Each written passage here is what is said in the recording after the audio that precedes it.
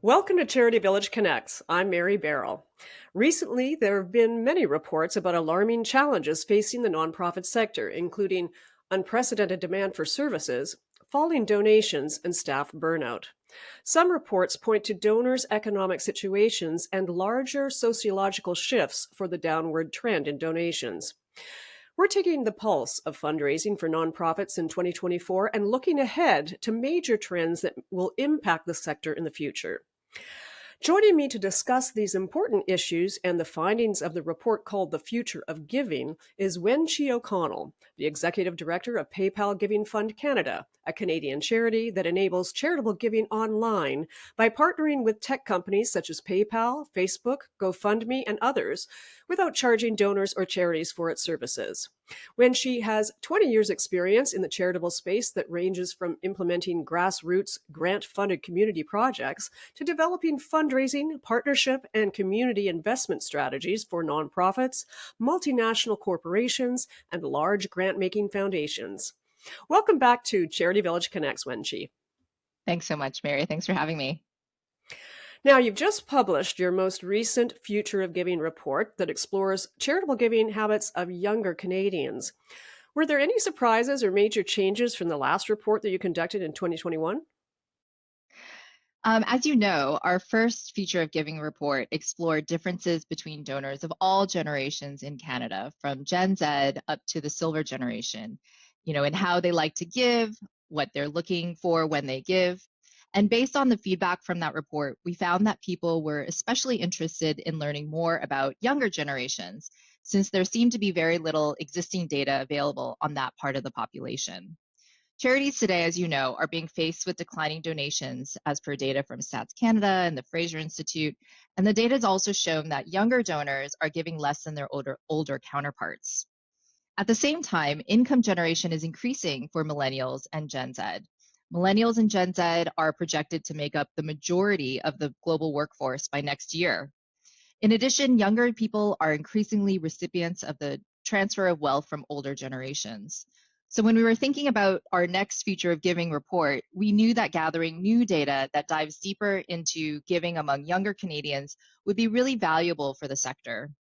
They will be the majority of the donor population in very few years, and if they're not already, charities will need to adapt to better engage younger supporters and donors. And can you give us an overview on how these generations feel about philanthropy and giving? What is it that motivates them, and what kind of causes are they passionate about? So one of the questions we had when we started this project was whether younger Canadians had a different definition of generosity than the traditional one. Given the more recent rise and normalization of crowdfunding, social sharing, and advocacy through consumerism. But what the data told us is that younger people's definition of generosity is actually still quite traditional, in that it's the giving of money, time, and things towards supporting a cause. But what we found was that Gen Z respondents are significantly more likely to have engaged in civic action, volunteering, and giving gifts in kind in 2022 as compared to millennials. Both Gen Z and millennials are supporting varied causes, and the top 3 causes they're supporting includes children and youth and animal welfare for both groups. But education was number 2 for Gen Z, and health and medicine was number 3 for millennials. So they are supporting a variety of causes. But we did find that Gen Z respondents are significantly more likely to support inclusion-related causes, for example, disability services, human rights, crime and prevention, and criminal justice than millennials. That's so interesting. Was there any other sort of really strong kind of insights that you were able to gain about the method and the nature of what they like to give about and causes that they care about? It was really interesting to look at the data across respondents from these 3 age groups. And the 3 age groups, of course, are Gen Z Canadians, which is up to 26 years of age at the time of the survey, what we called late millennials, which are ages 27 to 23 years old, and early millennials, who are 34 to 42 years old. So when we looked across, when we analyzed the data across those age groups, there were some data points where you could see kind of a trend line consistently across those three groups. And then there are other data points where you can see a significant difference between Gen Z and then all millennials. But the two millennial groups are quite similar in their answers. So one example is around, the top two incentives for giving across respondents of all these ages, and the top two were actually the same across this group of respondents, which were a nice feeling and appreciation from the recipient. But the third most important incentive for millennials specifically is getting a tax receipt for their donation, which was preferred more by early millennials than late millennials. But this receipt for their donation was one of the lowest ranked for Gen Z. And so that is just not something that they really care much about. And their number three was actually having no reward or incentive expected, which is kind of nice. Well, how much money are they typically giving per year in each of these demographics? And are there barriers that are that they're facing to being able to give more? The most common self-reported annual donation amount among our survey respondents was between $50 and $200. And the most common barrier for not being able to give more was not being able to afford to give more. And so that was cited by 50% of respondents across the board. While there is a lot of data out there highlighting the decrease in donations generally, what we saw in our survey data was that the desire to give and support charitable causes and organizations is there. And it may just be these especially challenging economic times that's impacting their ability to give financially.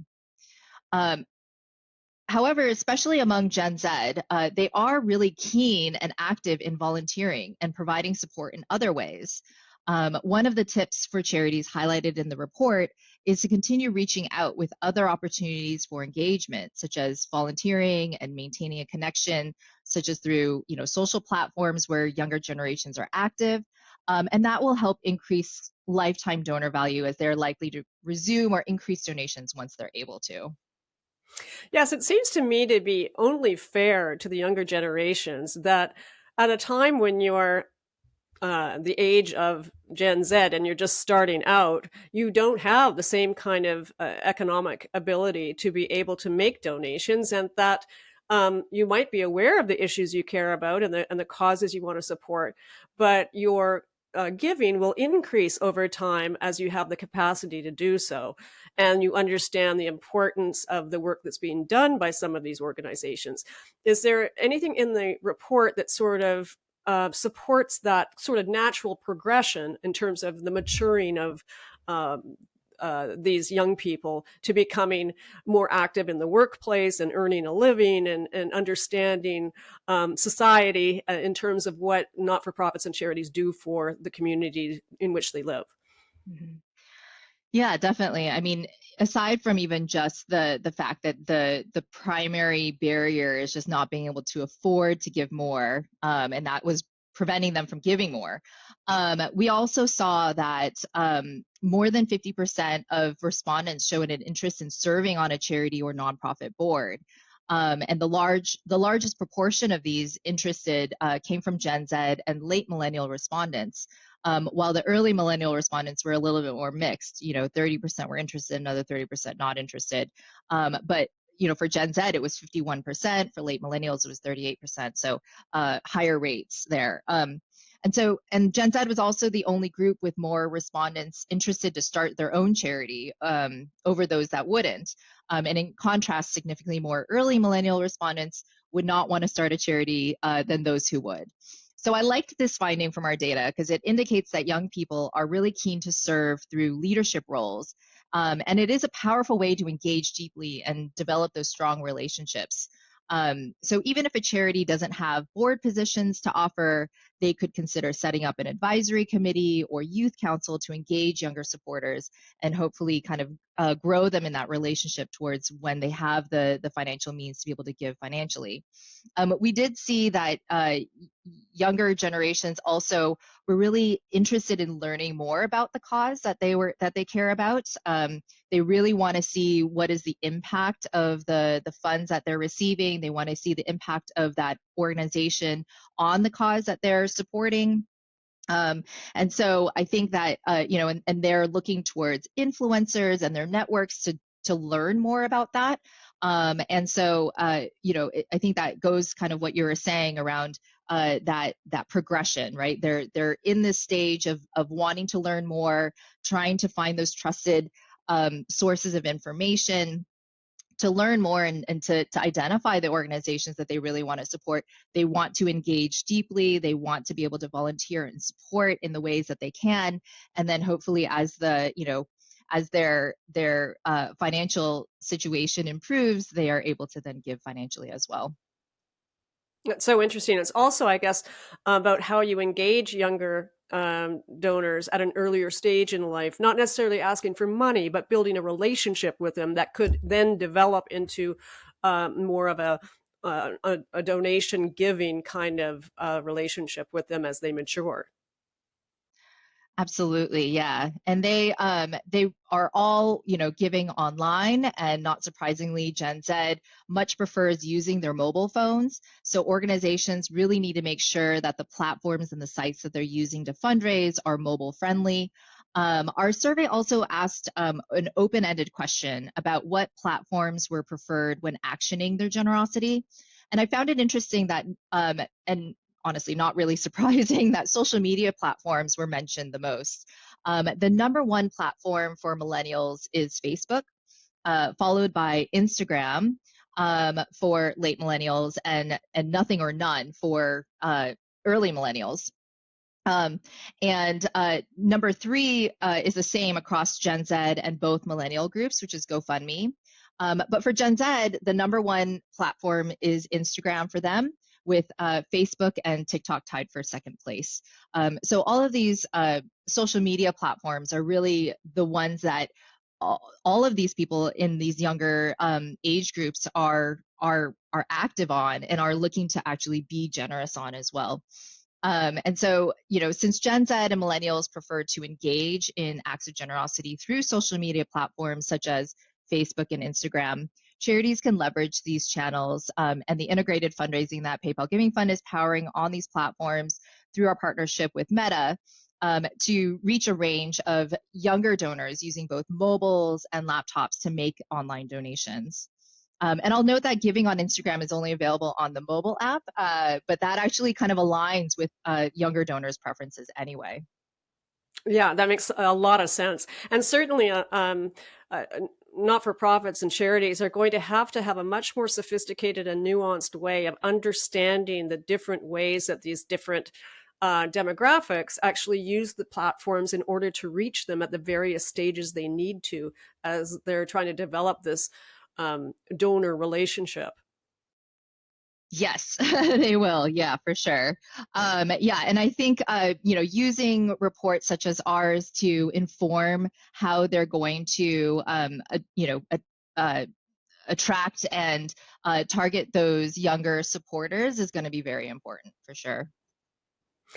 And what can you tell us about how these generations are using social media and what opportunities exist there for encouraging philanthropy? I mean, we've done a lot of work around researching how young people, for example, like to see immediate impact of their donations that is not as relevant for an older donor.